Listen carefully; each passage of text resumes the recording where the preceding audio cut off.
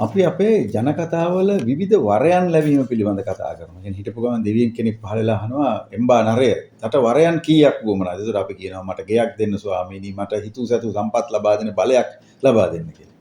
මේ ඒ.පී.ජේ අබ්දුල් කලාම්ටත් මෙහෙම වරයක් ඉල්ලන්න අවස්ථාවක් ලැබෙනවා. ඒ තමන්ගේ අර අභ්‍යවකාශ වැඩපිළිවෙල සාර්ථක කරලා මිසයිල් වැඩසටහනක් සාර්ථක කරාට පස්සේ එක් අවස්ථාවක එවක හිටපු ආරක්ෂක ඇමතිය, ඔහුගේ නම කේ.සී. පාන්ට්.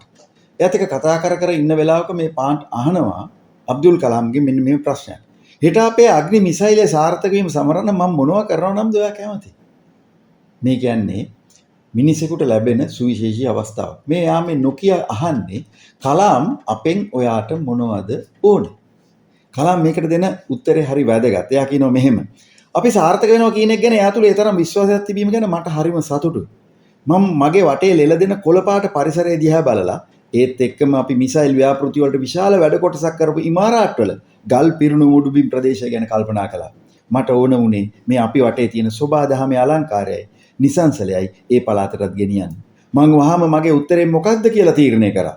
අපි ඉමාරාට්වල පර්යේෂණ මධ්‍යස්ථාන භූමියේ පැල ලක්ෂයක් හිටවන්න ඕනේ.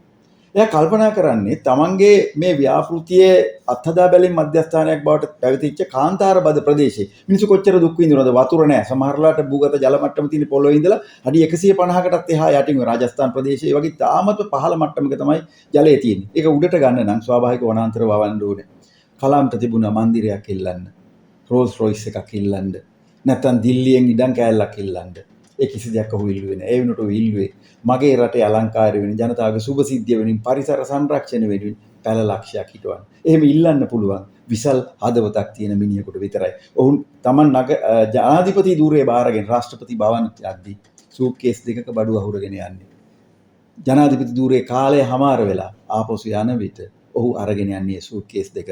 සූට්කේස් දෙකක බඩු අරගෙන ගිහිල්ලා කන්ටේනර් 20ක බඩු අරගෙන ගියපු ජනාධිපති කෙනෙක් නෙමෙයි ඔහු. තමන් ජනාධිපති මන්දිරයේ හිටපු මුළු කාලය පුරාම තමන් හම්බෙන්න ආපු හැම කෙනෙකුටම තේ කෝප්පයක් දීපු. ඒ දීපු හැම තේ කෝප්පයකටම තමන්ගේ අතින් සල්ලි ගෙවපු ජනාධිපතිවරයෙක් තමයි ඔහු. මං හිතනවා ඒක නිසා මේ වගේ මිනිසුන්, උදාර මිනිසුන් ගැන අපේ දරුවෝ දැනගන්න ඕනේ.